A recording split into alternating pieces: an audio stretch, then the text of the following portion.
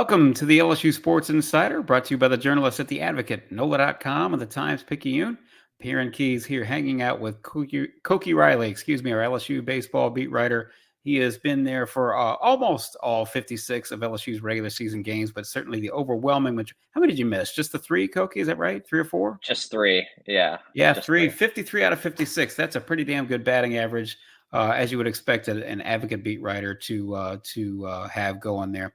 He has finished out the regular season with the LSU baseball team, as have the Tigers, who finished 36-20, 13-17 in the SEC. According to D1 Baseball, their RPI ranking should be at number 30, and they will head out to Hoover to the SEC tournament, coming off of a huge weekend that I frankly did not think they could put together, and they certainly had not to this point. So they sweep Ole Miss at Alex Box Stadium this past weekend.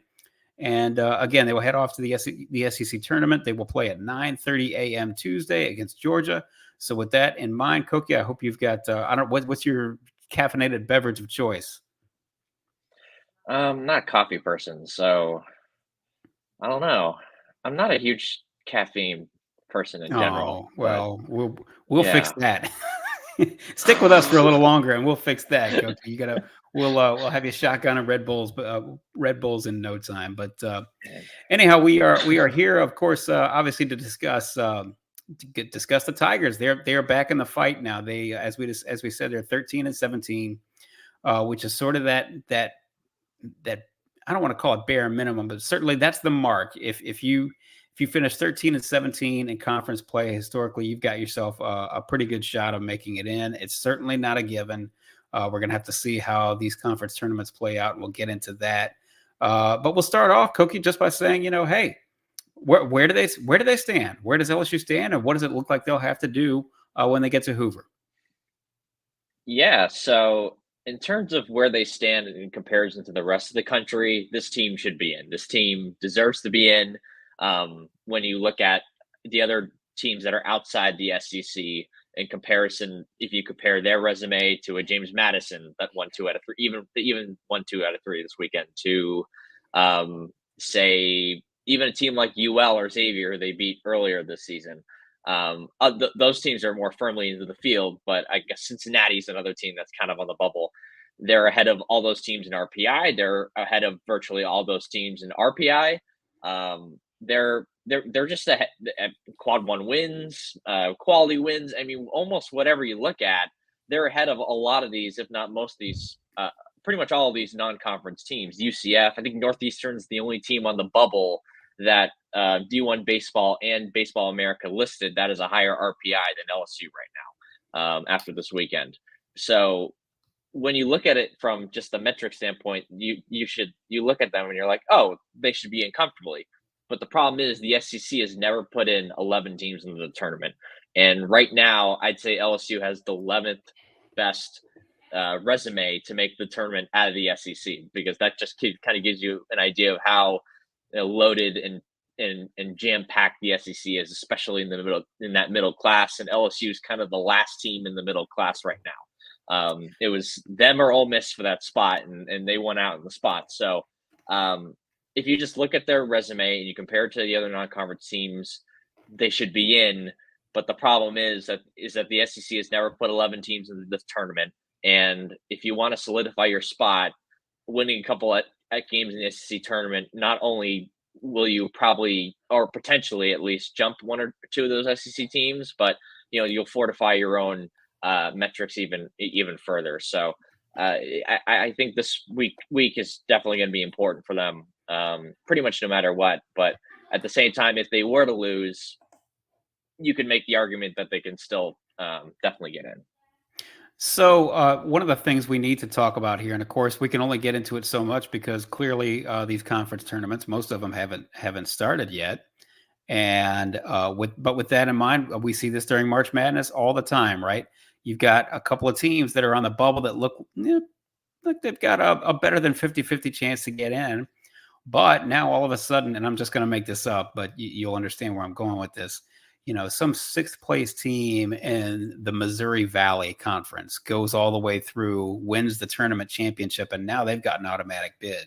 that then forces or potentially forces some other team that seemed like it would be a shoe-in to have to eat up an at-large bid, which then the ripple effects. Now, in all likelihood, you would have to see something like this out of, the MAC, the Missouri Valley, maybe 3 or 4 conference tournaments even, to sort of push LSU out toward the bubble. At least we think. And so, that's something we're going to have to take a look at. I know, Koki, you were looking at the Pac-12 for semi-selfish reasons. May happen, something that may happen there that you have to keep an eye on. But really, this is, that's always the case, and it could be the case coast to coast. The more favorites that win and thereby use up a conference championship slot, then the better off that LSU is in terms of having a little bit looser at-large field. Yeah, absolutely. For example, in the Pac-12, there's really only 2 teams that look like they're going to make it into the tournament, and that's Arizona and Oregon State. But if someone else wins that conference tournament, then all of a sudden that's a bid stealer, right? And that can very easily happen given just the carnage of the nature of the Pac-12 conference, no matter what the sport is. Like, for example, Arizona State's won 15 of the last 18 games, and they've kind of become an offensive juggernaut lately. So what if they continue that? Right now, their metrics aren't good enough to get in as a not large team or really even be a bubble team right now. But what if they won the conference tournament, right? And all of a sudden, you have to make a spot for them, right? So it's stuff like that you want to look for in smaller conferences than just the Pac-12, but just all these sort of conferences. And the Sun Belt's also a very interesting conference to look at, and the fact that they have 4 or 5 teams that are on the bubble and have an argument of getting in as an at-large team. I was just looking at that. Very strong conference. Yeah, I was just looking at that. Probably not the best example, but like an Appalachian State, they've got a great overall record, but they're 73 in the RPI, 31-19 and 1 conference record. Probably not a team that gets in, but that's the team that's the type of team that's just good enough to make a charge, in a conference tournament and really start to screw stuff up. So that's something you have to take a look at. And as you mentioned, certainly all things being equal, and if we're in a vacuum here, which we're not, but if all things were equal and we want to take a look at some history here, there's some local history, one way or the other, that you can look at in terms of past LSU teams. Obviously, you spoke to somebody who would have been in the know because he lived and died it. These sorts of scenarios in which he found his LSU teams in 2011 and then 2021. Am I mistaken? That's the correct years, right? Yes. Okay, so tell us what you learned from one Paul Mainieri in terms of just sort of rehashing some similar fates that LSU found themselves in. Yeah, for a story that's coming out on Monday morning, I got the privilege to talk with Paul Mainieri right after LSU beat Ole Miss to clinch that series sweep, and a lot of it we talked about. And that 2011 team, that 2021 team, also had a 13-17 record in conference play. The 2011 team had the same exact overall record too as this LSU team, but the 2011 team didn't get in, and a lot of it was, at least in his opinion, I want to be clear about that. In his opinion, was because the committee was predetermined not to let an SEC team, an extra SEC team, and an extra SEC team into the field, that they didn't necessarily, had to put in, I guess. It must be nice to be retired if you're Paul Mainieri, because you can just sort of speak your mind and throw out these, whether it's a tinfoil hat theory or not. He's no longer encumbered by having to be politically correct or politically strategic about what he's saying. Just came out and said, "Yeah, these guys had it out for us because we were an SEC juggernaut." Yeah, but the thing is, one of the things that hurt that team was because it didn't make the SEC tournament. The SEC tournament at the time only had 8 teams. Only 8 teams could get in, and they were the 9th or 10th team. And he even mentioned Ole Miss. Like, Ole Miss probably should have had an at-large bid that year, and they didn't get it because the committee could just say, "Well, you didn't make your conference tournament, so how are we going to put you in the NCAA tournament?" And one of the themes of what we talked about was that no matter what the metrics are and how strong they look on the surface, there's nothing that's guaranteed when you're in the bubble. Like, if you slip up, say LSU loses against Georgia this week, it's the committee could say that, oh, well, you lost your first round tournament game. The only real team that you beat in conference play for a series was Texas A&M 2 out of 3. The other two you beat, and the other 3 teams you beat aren't going to make the tournament anyway. So how good are you really? So, like, for example, right? Like, you can twist and turn resumes based on what you can use the numbers to your advantage, right? That's correct. And the committee can cherry pick based on what they want to decide. And I'm not saying that's what they're going to do. I'm not saying that's what they have been doing the last year or two. But We it have was seen something that. that we have to keep in mind. Yeah. We have seen that baseball committees, the college football playoff committee, even the NCAA basketball, the tournament selection committee. A lot of times, fair or not, right or wrong, good or bad, up or down. A lot of times they will decide we have decided that we are going to use the eyeball test with this team, and then, in my opinion, anyway, just sort of retrofit the argument to justify which team it's selected. So it's very much an art it's either an art, not a science, or a little bit of, Science is well, not I art. like. Yes. Well, it's you know what? It's kind of both, though, isn't it? And plus, Or it's both. Yeah. that's, and there's a little bit of political maneuvering even possibly. So, there's at least in Palmineri's eyes, there certainly was in one of these years. So, well, look, long story short, this none of this is probably on the table if LSU only wins 2 out of 3 against Ole Miss. They really needed a sweep to even put themselves in a decent position. We've been talking for weeks now about how we thought 13 and 17, was kind of the make or break number for conference record for LSU to, or really for that matter, any SEC team to sort of have a decent case to make. And certainly, look, they did not sweep a conference opponent all season, all the way until the very end. They needed 3 wins. I had just sort of assumed that even if everything went right, they might only wind up with 2 out of 3, just because that's sort of the way this season has gone for LSU. But they took care of business in more ways than one, and they really did it. And it wasn't just starting pitching. It wasn't just the bullpen. It wasn't just Tommy White. It was all these things sort of coming together at all the right time, which we'll get into a little bit of detail in a minute here. But Koki, just sort of your general assessment of the weekend that was. Yeah, it was, I think, top to bottom, arguably their best played weekend of the year. I think the Houston weekend is the other one that would come to mind. That Houston weekend has become bigger and bigger as the season has gone along, because UL looks like they're going to make the tournament. It looks like they're one of the top two or three teams in the Sun Belt Conference, which we talked about earlier. And then there's Texas, which has been on an absolute roll in the Big 12 the last few weeks, and looks like they're going to make the tournament as well. LSU's ahead of both those teams in RPI and KPI, by the way. Actually, Texas might be slightly ahead in KPI, but you understand what I'm getting at here. They're right there with these other teams that have done well. Yeah. And just to get back to this Ole Miss series, Ole Miss did not look impressive at all this weekend. This was an incredibly disappointing weekend for them. They just had if they won 2 games, they're in the spot that LSU is in right now. But it's not a terrible opponent.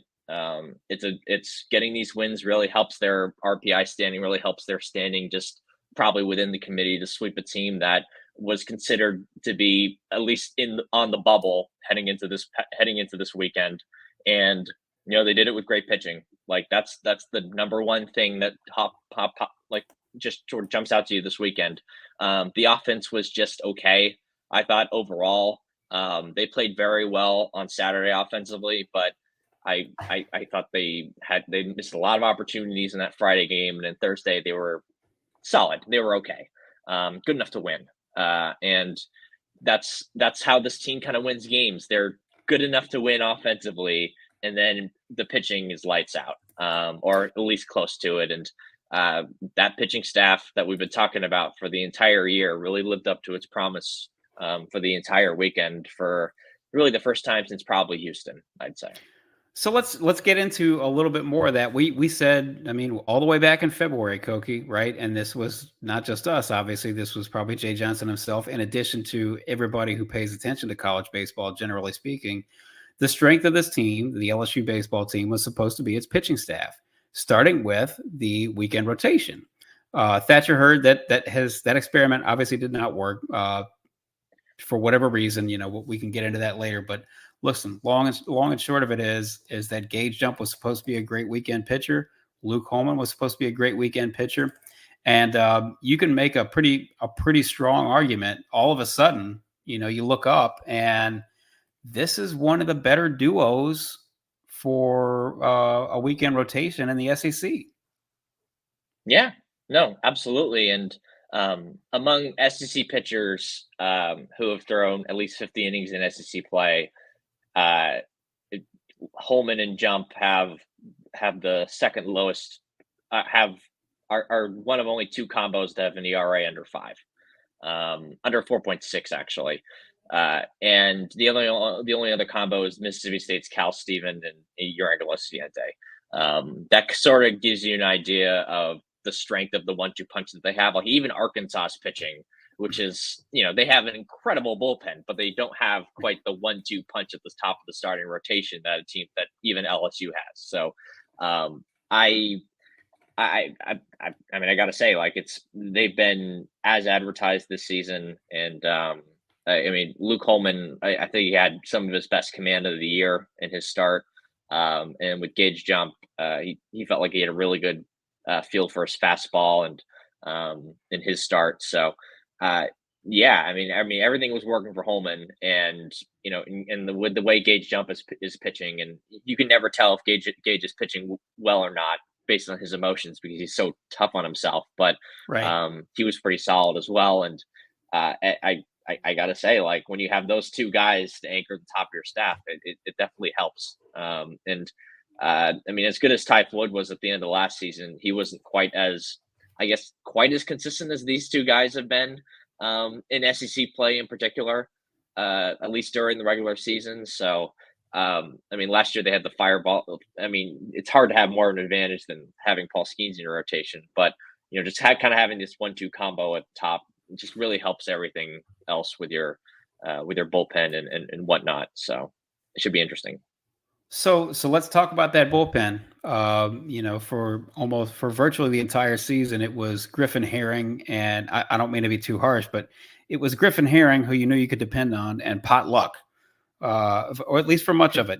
Maybe one reliever would have a good strong series of appearances, but then take a dive. And similar with maybe there was another reliever, and we're not going to name names. We don't need to, but there's another reliever who has the stuff, but it's just not happening for him. The command's not there, leaving it over the plate, pitching a little too fat, or whatever it is. Well, no timelier a weekend than to come on strong right before or right when you need to.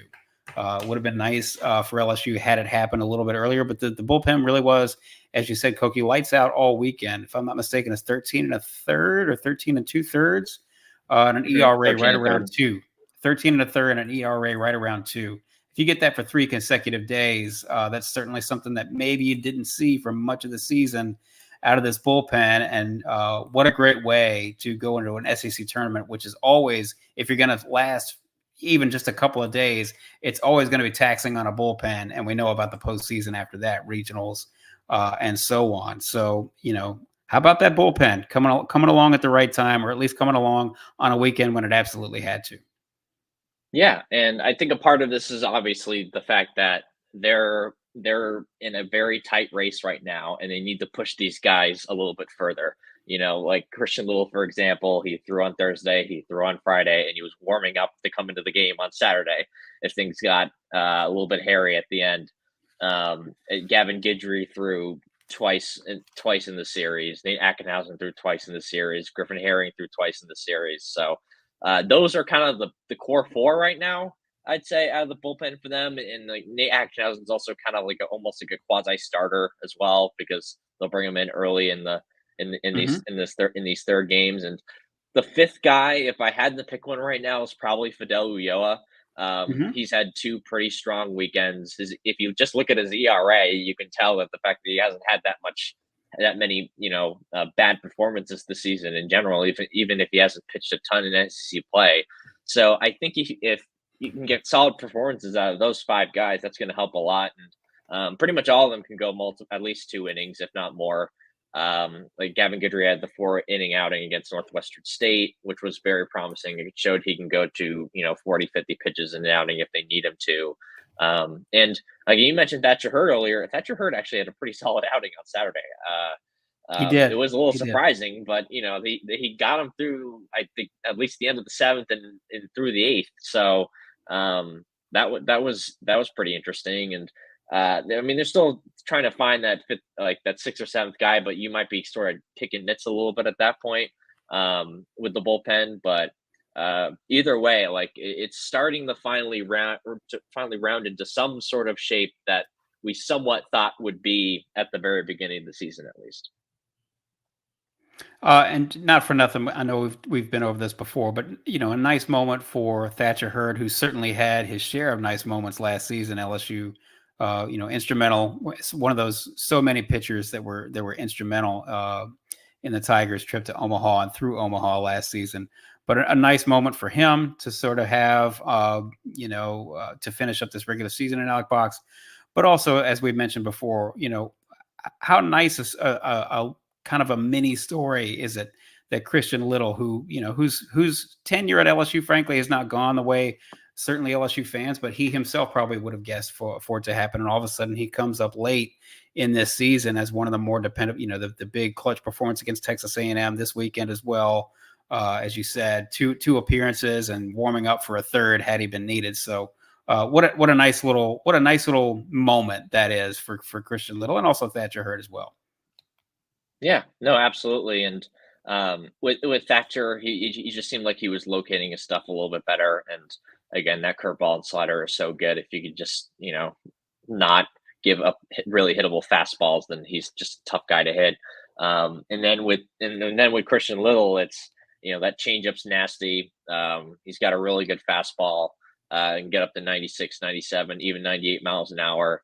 And when those guys are locating their pitches, that's when they're really tough to hit. And Christian's been doing that a lot lately. And that's really been a major key to his success, that combined with a couple tweaks they've made to his pitch mix and whatnot. And this guy's always been talented, right? I mean, he started in the College World Series final as a 17-year-old at Vanderbilt. So yeah, so it's I do think that like the way he's pitched lately is definitely helped his MLB stock as well, I think, because scouts have always known this guy's talented. It's just a matter of putting it together. And I mean, especially in that A&M appearance he had, where he went 3 or 4 innings and pretty much shut down one of the best lineups in the country. And I gotta say, it was like that was really, maybe that won't be the peak of a season, but it felt like the peak of a season at the time. And it's hard to get much higher than that as a reliever. Yeah.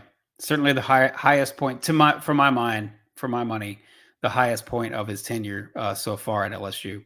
Well, speaking of helping his stock out, not that he needed much help to begin with, but it's harder to do much better than going 8 for 13, 3 homers, 7 RBIs, 6 extra base hits in one weekend, including a grand slam to sort of finish off the series.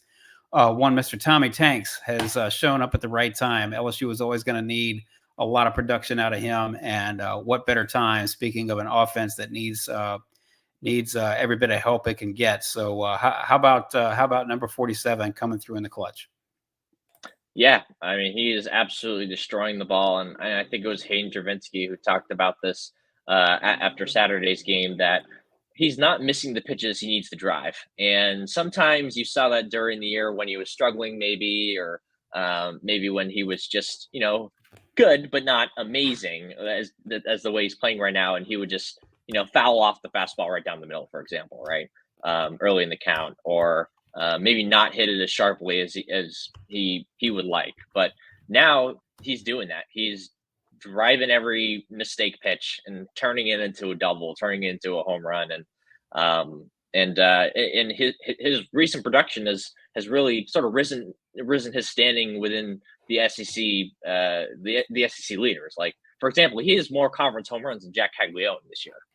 Not which bad. is kind of crazy, right? Not bad. Yeah. I don't think he's catching Condon. I'll go out on that limb. No, but he's had a great year. Yes.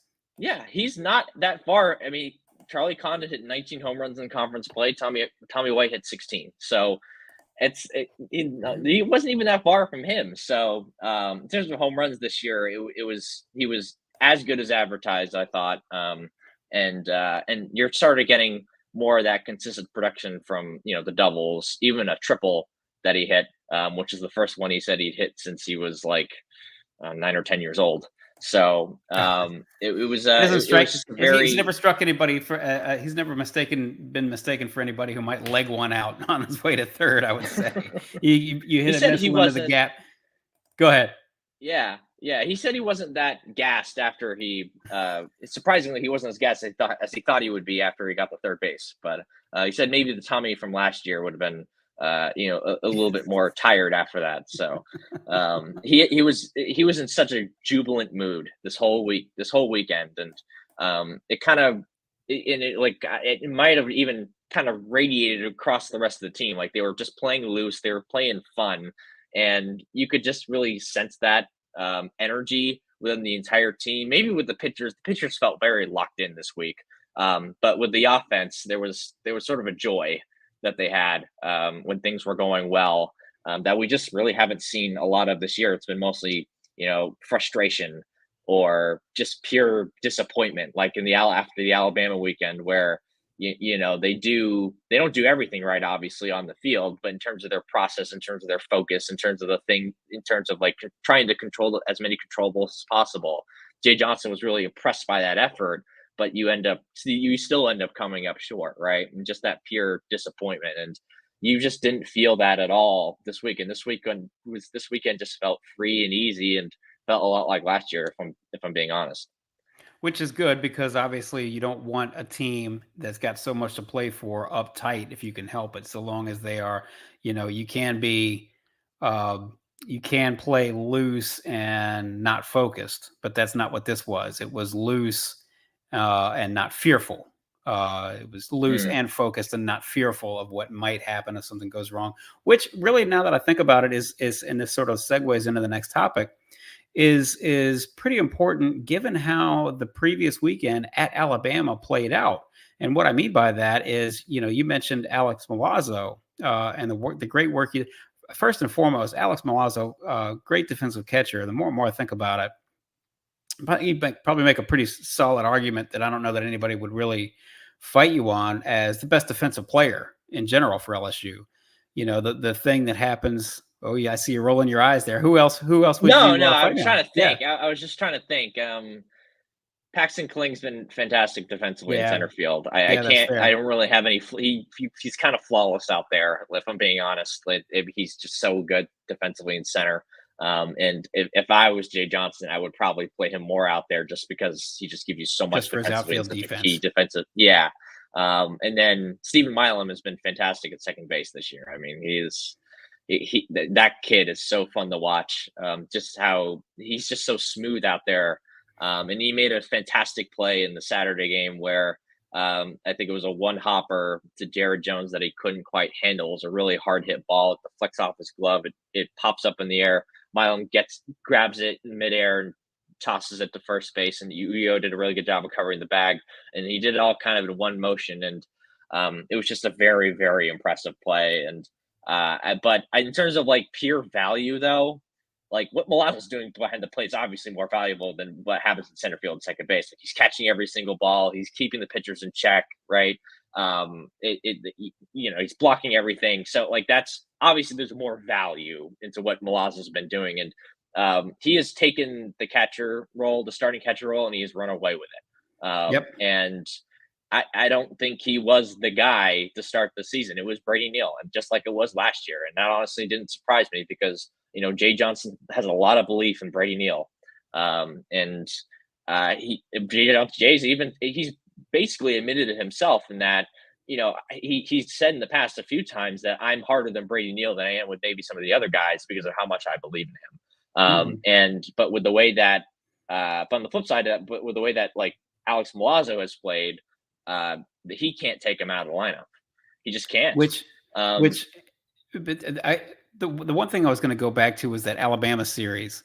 Alex Milazzo, known for excellent defense, and the one time just that whole game, and you know which game I'm talking about. I wish I could remember which day it was, but I mean you had Alabama dead to rights. It was not possible to lose that game. Okay, so it was the Friday game because that's how you started off the series, and you're thinking, gee whiz, we put ourselves behind the 8-ball. But to have him, I mean, how many times does Alex Milazzo field a tapper out there, between the mound and the plate and throw wide of the bag at first base? I mean, what the likelihood of that in and of itself is minuscule. And then he comes right back out. There's no question that he's going to stay in the lineup. He comes right back out and has as solid a weekend behind the plate as you could ever hope to have a catcher have against Ole Miss. So that, these are nice things to see in terms of bounce backs. And frankly, part of the reason why I didn't think that LSU was probably going to sweep Ole Miss as they needed to, because it's just these sort of weird things that would happen all season, right? They're in a position to sweep, or even if they're not, even if they're in position to take 2 out of 3 and they only take 1. Well, they get a bunch of guys on, but they can't get them home, or they have, they don't get the timely 2-out hit, or something weird happens where you have your best reliever on the mound and Griffin Herring, and he doesn't, he can't quite get the job done. And all of a sudden your best, you put the ball, if the ball is going to be in play, you figure, well, the one guy I'd like to have his hands on the ball to make a play in terms of a defensive prowess standpoint, it would be Alex Milazzo, and he throws wide of the bag. I mean, just these crazy things that keep on happening to LSU that you really can't explain. You mentioned Paxton Kling, starting off cold, or certainly cool, lukewarm, however you want to put it in SEC play. And Mac Bingham, hitting, I don't remember what he hit last year at Arizona, but certainly not anywhere near what his average, he's not anywhere near what his average was last year. So just all these sorts of things that keep on piling up on a baseball team. And you figure maybe even if they're really good and they play really well, if it's just for whatever reason, it's just not happening this year. But they did it. They got it done this weekend as they needed to. Yeah, absolutely. And one of my biggest worries is that they just haven't had enough pitching to sweep a weekend. And I understand why they do the whole Johnny Holstaff thing on the Saturdays/Sunday games, because they have to. They don't really have anyone reliable enough to go 5 or 6 innings in that third game of a series. And that, combined with the lack of bullpen depth that they've shown for really the entire season, and add in the fact that the offense just isn't really taking advantage of day 3 pitching. That's how you've gotten all these sort of disasters. That's how you've been run ruled in 4 of those games. That's how, you came into that debt. There's a reason why they were 1-8 heading into this Saturday in game 3s. And then the offense actually did what they needed to do. They scored 9 runs. They actually took advantage of that day 3 pitching. And then pitching wise, the Johnny Holstaff approach worked. And the Johnny Holstaff approach, it's been kind of working a little bit better the last couple of weeks. I mean, the Alabama series, they only gave 4 runs in that game. That's a good offensive team in a major hitter's park. And then they only give up 3 against Ole Miss this week. So it kind of shows you the at least the slight improvement of the depth when it comes to the bullpen. Yes, go ahead. And that depth has to be there, because you're about to go in the SEC tournament. You're going to play a lot of games in not a lot of days, right? And you're going to need as many guys as you possibly. You need as many guys as possible to throw well, and you're going to have to extend guys. And you saw it last year, and you've seen it even earlier this season because of the position they're in. But I guess if that's the only concern heading into, even if they make a regional with this team, it's the fact that they've had to start the clock earlier with a lot of this stuff in terms of pushing guys and having them throw multiple times in the same weekend and all that sort of stuff. And that was sort of a problem they had with the 2022 team, because they didn't have the starting pitching ever for really the entire season. So they had to push the bullpen for not just the end of the year, but the entire year. But so the fact that they have 2 starters is really going to help them. But they need this offense to be a little bit more consistent in order to sort of combat maybe some of the fatigue that, a guy like Griffin Herring or a guy like Nate Ackenhausen might feel if they get into a regional, once they get into, day 3, day 4 of the SEC tournament, if they get there, stuff like that. Like that's going to be something I'm going to at least monitor. Right. So it's this team has the talent to do something special this season still. As long as the committee obliges and they win a game or 2 here in the SEC tournament, even if they lose the first game, I think they have a chance, depending on, again, like what's going to determine their fate. Even if they only win a game or don't win any game, if they only win a game or don't win any games in the SEC tournament, is how many teams how many SEC teams the committee's willing to put in. If they're willing to put in 11, this team's in.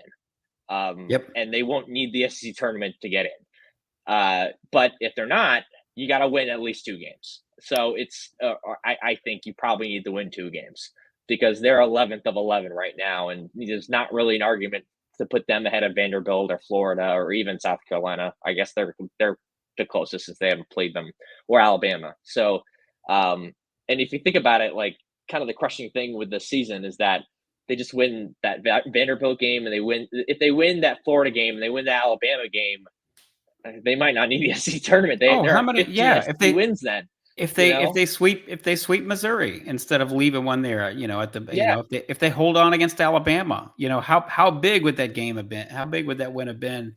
Would it look now? They sweep Auburn, Yeah, that's right. Yeah, that's all those games that missing your opportunity to sweep Missouri, missing your opportunity to sweep a pretty bad Auburn team, and missing that. If you replay that Friday game at Alabama 20 times, you probably win 19 out of those, and as the scenarios play out exactly as they did all the way to the 9th inning, you probably win that game 19 times out of 20, but it just didn't happen for them. So now here they are. So speaking of SEC tournament, 9:30 a.m. Tuesday, we're going to get you some Red Bull. We're going to get you onto that because you definitely need to be hooked on it like I am. LSU versus Georgia. Well, what's got to happen? We all know about Charlie Condon, of course. I think the casual fan is well educated on him. But why has Georgia had such a great year? And what is LSU? Whom do you expect to see in the lineup? What does LSU have to do? All those things. Yeah, Georgia matches the ball. They're a really good offensive team. And Wes Johnson hasn't had a lot of talent to work with the pitching staff, but he's had the sort of Johnny whole staff it together for the entire season just so they can, win enough games. I mean, they're at 17 wins in SEC play. They've had a really good season. But you kind of see the cracks in their lack of pitching depth with that last Florida game where they lost 19-11. They gave up 19 runs in that last game. And if they beat Georgia in that game, if they just beat Florida in that game, Florida is kind of dead because Florida would have had to go to the SEC, the semifinals of the SEC tournament just to be eligible to be in the tournament because again, they were on the borderline. If you're not over 500, you can't get in. And they would have been at 500. So either way, like it's that losing that series was pretty big for Florida's hopes. But I think with Georgia, I mean, they have the best player in the country in Charlie Condon. I don't think there's any debate in that. I think he's going to be the number 1 overall pick. At least he deserves to be the number 1 overall pick in the Major League Baseball draft. Again, they mashed the ball. The pitching depth kind of lacks there. It'll be interesting to see how LSU can not expose Wes Johnson at all, but like if Jay Johnson has any tricks up his sleeves to combat a Wes Johnson staff in terms of just strategy, right? Like, and I think that will help LSU more than Georgia because like Wes Johnson knows some of knows the hitting profiles of a chunk of LSU's hitters, but he doesn't know Mac Bingham or Ashton Larson or some of these other guys, right? Because LSU has a bunch of new guys in that starting lineup. So it's going to be really interesting. In terms of like who starts for LSU and whatnot, I think Gage Jump has a legitimate shot of starting on Tuesday. And I think they need this game. And despite the fact that, what weirdly helped them was the rain delay on Thursday. So after the 6th inning, there was a rain delay, and they were planning on pitching Jump in the 7th inning, but it happened during the 6th. So he had to come out after 83 pitches. And the fact that he was only 83 makes you think that, okay, he gets 4 or 5 days of rest heading 4 into days this rest. Tuesday game. 4 days rest. And he had less pitches in that Thursday game. So I've asked Jay Johnson about this at least once, maybe twice, and he hasn't ruled it out at all. And I just think it's possible. And even though Jay was, and this, we probably should talk about this earlier, but Jay was very, very confident in this team's chances to make the tournament, to the point where he said that they're one of the 10 to 15 best teams in the country without question. And this isn't even a debate. Their tournament chances, why are we even debating this, basically? And making a very strong case, sending a very strong message to the committee, basically. And even though I think at least most of him believes what he said, I also think he thinks this game is critical for their chances. Yeah, and that's right. They really want to solidify themselves. And yeah, even if he really, I'm sorry, but even if he really, truly, genuinely believes they've done enough and they're going to make the case, as a coach, you have to coach like, well, we can't leave it to chance. We can't, yes. We can't leave. We have to do as much as we possibly can to leave as little level of doubt in the selection committee's minds. Yeah, absolutely. And I mean, you look at, Georgia's 6th in RPI right now. So like, it's not just a general resume booster and it keeps you alive in the SEC tournament. It's a big booster. It's a major booster, right? And you need those extra major wins against some of those top teams. And if they play Kentucky next and they beat Kentucky, then I think that's more than enough. 3 in RPI. Yeah, exactly. That's more than enough. You add those RPI wins, maybe you jump 1 or 2 SEC teams in terms of RPI, say, because one of Vanderbilt or Florida is going to lose, for example, right? So that will help you immensely. So that's why I think this game is big for them. Even if there's a chance that it doesn't matter that much, but you don't know, because we don't know what the committee's thinking. If the committee is thinking that these 11 SEC teams, clearly they're good enough to all be in, we're just going to put them all in almost no matter what happens in the SEC tournament, then all right, then rest Jump. If you knew that going in, then you wouldn't pitch Jump in this game, right? But they don't know that. So you have to play it safe. And there we have a story. Well, as we talked about Paul Maneri, we had the 2011 team that didn't get that chance and felt like they were in, and then they didn't get in. And then we also have the 2021 team that lost that first game in the SEC tournament to Georgia, funnily enough, and still got in. So it's almost more of a coin flip than it is a 70-30 or 80-20 proposition. That's right. When you just look at the numbers and you just look at how they compare to these other non-conference teams. So they should treat this as more of a 50-50 proposition, I think. The 2021 team not only snuck in, they went to Eugene, Oregon, and won the regional there and moved on to the super regionals. Ran out of steam against Tennessee, but if you're headed to the super regionals, well, I think every LSU baseball fan who's out there right now would take that gamble that you could wind up in the super regionals with a chance to go to Omaha.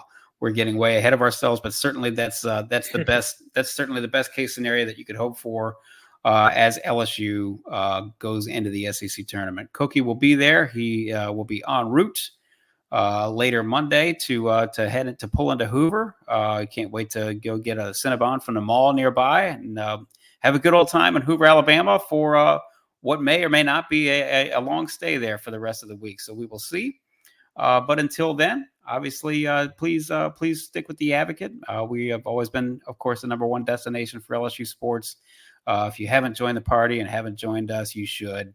You can only get Koki's great stuff and Scott Rabelais and Wilson Alexander and Sheldon Mickles, all those guys. You can get their great work at theadvocate.com. Please subscribe.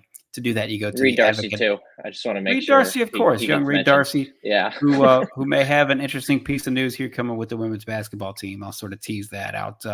But of course, these fine gentlemen are working hard for you. Nobody covers LSU like they do. So please subscribe. Go to theadvocate.com/subscribe. And as we said, we've got news all over, not just with the LSU baseball team, even here deep into May. There should be some more news coming if it hasn't already hit you by now. So we'll be on the lookout for that. And if you have signed up for the LSU newsletter, well, there's a real good chance you get breaking news, that type of breaking news, sent to your inbox already. And you certainly get all the latest headlines sent to your inbox every day with the LSU newsletter. It's a daily newsletter, and Rab handles that 3 times a week personally. So please support your local journalist and sign up for the LSU newsletter at theadvocate.com/LSU newsletter. We are here every Monday and Thursday on the LSU Sports Insider. We are typically live. We are live on all our social channels, specifically the YouTube channel, LSU Tigers on NOLA.com. If you search for LSU Tigers on NOLA.com on that YouTube channel, you should be able to find it. You should be able to subscribe to that channel. And that way you'll never miss an episode, and you can catch us live. And if you don't catch us live on Monday and Thursday, you can always catch us sometime after the fact and catch up. And of course, if you don't want to find us on YouTube or Facebook, you can always find us on Apple Podcasts, Spotify, wherever other finer podcasts are found. Please just search for LSU Sports Insider. And if you do that via Apple, you can leave a 5-star review. Please do. That'll help us find more LSU fans, and it'll help more LSU fans find us.